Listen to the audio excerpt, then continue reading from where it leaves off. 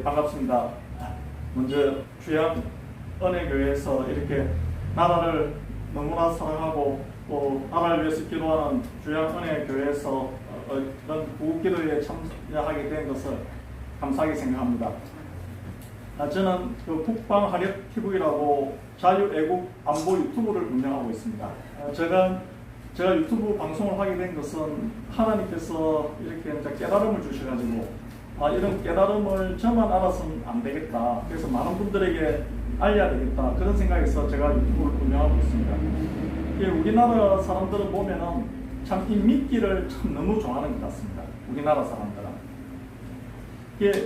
이런 미끼에 속다 보니까 정말 우리가 지켜야 될 거 못 지키는 그런 불행한 어떤 역사가 계속 되풀이 되었지 않았나 그렇게 생각합니다. 제가 이스라엘 보면은 이스라엘 인구가 한 900만 명 정도 됩니다. 이스라엘 사람들은 국방 안보에 대해서 전문가가 아닌 사람들이 없습니다. 이스라엘 900만 정도 되는데 그렇다 보니까 이스라엘에서 부대 지휘관을 임명할 때 아무나 임명을 할 수가 없습니다. 왜냐하면 국민들 그 국방 안보에 대한 그 수준이 높다 보니까 아무나 임명했다면 국민들 들고 일어나 버립니다. 마찬가지로 우리나라도 우리 5,200만 우리 국민들이 사실은 정치의 전문가가 되지 않으면 우리 자유대한민국을 지켜낼 수가 없습니다. 그런데 우리 국민들이 정치에 관심을 가지면 교회에서도 그렇고 사회에서도 그렇고 직장에서도 그렇고 또 가족 모임에서도 정치 이야기 하지 마라. 우리나라는 정치 이야기 하는 사람이 왜 이리 많나 이렇게 대답을 줍니다. 그런데 이것이 참 잘못된 것은 우리나라는 우리 국민들은 정치 이야기를 안 해야 안 할 수 없는 국민들입니다. 왜냐하면 나라가 분단되어 있는데 부모, 형제, 가족이 분단되어 있는데 어떻게 정치 이야기를 안 할 수 있겠습니까? 다른 나라는 정치 이야기를 안 할 수 있어도 우리 자유대한민국 국민들은 정치 이야기를 안 하면은 안 되는 국민들이라는 것입니다. 예.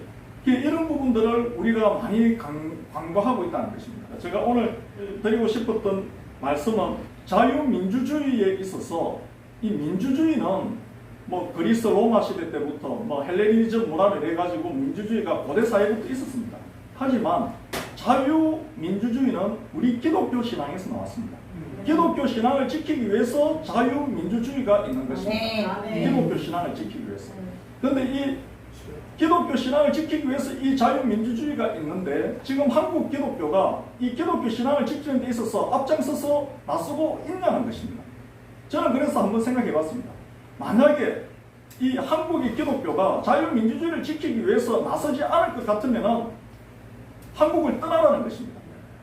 한국에 있지 말고 자유민주주의 이 나라 지키지 못하는 기독교일 것 같으면 우리나라를 떠나라는 것입니다.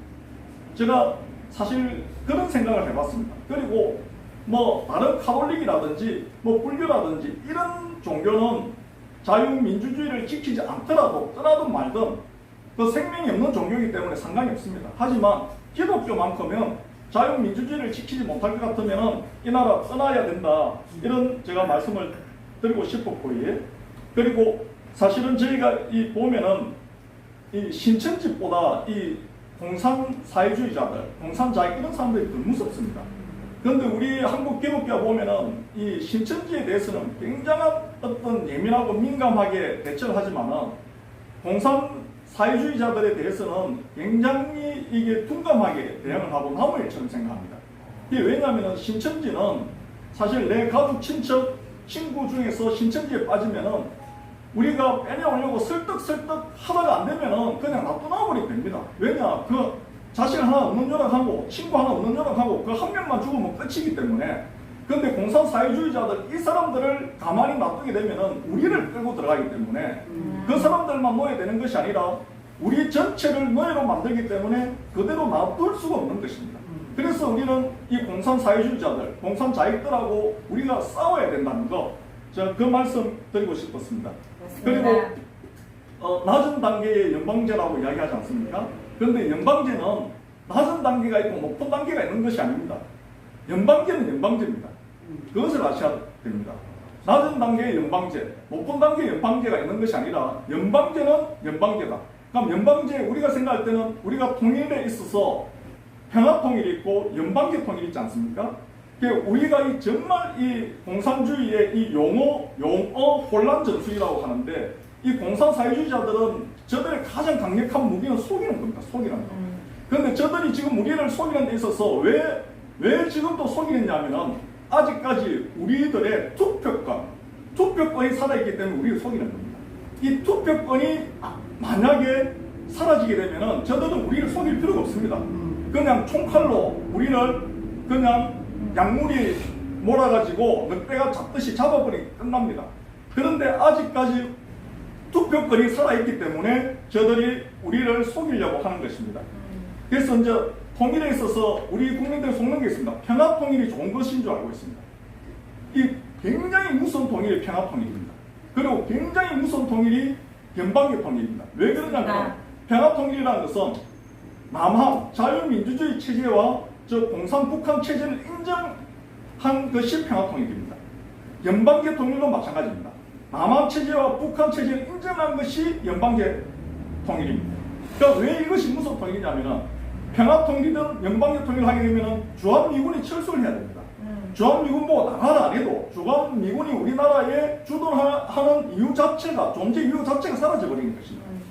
그럼 주한미군만 철수해버리면 공산통일이 되는 것입니다. 연방계 통일이든 평화통일이든 공산통일이 되어버리는 것입니다.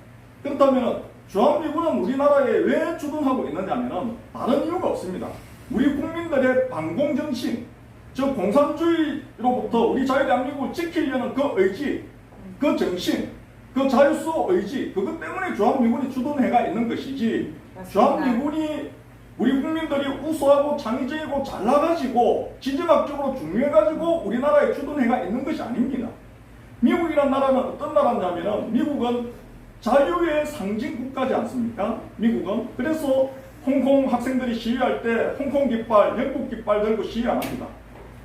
미국의 성조기 들고 시위를 합니다. 그 미국의 성조기를 들고 시위하는 이유는 뭐냐면 자유를 상징하는 깃발이기 때문에 미국의 성조기를 들고 시위를 합니다.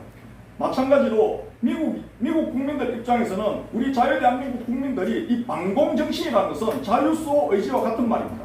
이 반공정신과 자유수호 의지가 강력하다는 것을 알기 때문에 미군이 우리나라를 지켜주려고 하고 있다는 것입니다.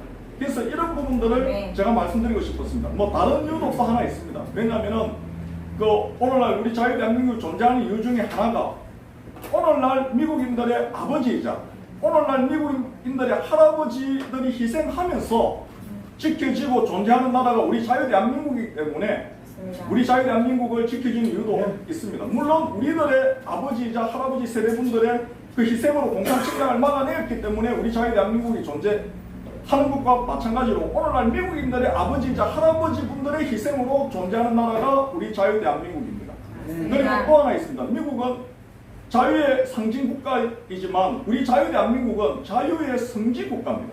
우리가 성지라면 예루살렘에 예수님의 무덤이 있는, 예수님의 빈 무덤이 있는 예루살렘이 우리 기독교 신앙의 성지와 마찬가지로 저 공산침략으로부터 자유를 지키면서 희생당한 유엔군의 묘지가 있는, 유엔 묘지가 있는 이 자유대한민국, 이곳 부산, 저 남부대연로, 이곳이 자유진영 나라들로 봤을 때는 자유민주주의 국가의 성지 국가라는 겁니다. 자유의 성지 국가라는 겁니다. 그만큼 이 자유진영, 특히 미국 입장에서 우리나라를 봤을 때 굉장히 중요한 나라라는 것입니다. 왜냐, 자유를 지키면서 희생한 유엔군의 묘지가 있는 나라가 세계에서 유일하게 우리 자유대한민국이기 때문인 것입니다. 그렇다면 이 유엔 묘지가 두 번째 생길 뻔했지만 생기지 못했습니다. 왜냐? 저 남베트남에 유엔 묘지가 조성이 될 뻔했습니다. 남베트남이 만약에 존재했다면 그 유엔 묘지가 조성이 됐겠지만 공산화되어버렸기 때문에 유엔 묘지가 조성될 수 없었던 것입니다. 그리고 제가 이번에 6월 6일 현충일날 유엔 묘지 다녀오면서 제가 이런 생각을 해봤습니다. 만약에 우리나라가 공산통일이 되면 제일 먼저 없어질 곳이 저 유엔 묘지라는 것입니다. 제일 먼저 아스팔트로 세면으로 이렇게 덮어버리지 않겠습니까? 어느 정도 기간을 줘가지고 판에 가라. 그 시간 지나면 아스팔트로 덮어버린다는 것입니다. 이게 공산주의가 그만큼 무섭다는 것이고, 저는 신앙적인 관점에서 봤을 때 하나님께서는 이 교만한 자를 치시지 않습니까? 가장 교만의 최고봉이 저는 공산주의 이념이라고 생각하고, 이 공산주의 사상에 물들어 있는 그 사람들이 교만의 가장 최고봉에 있는 사람들이라는 것을 제가 깨닫게 됐고 항상 알게 됐습니다. 이것을 마치도록 하겠습니다. 감사합니다. 예.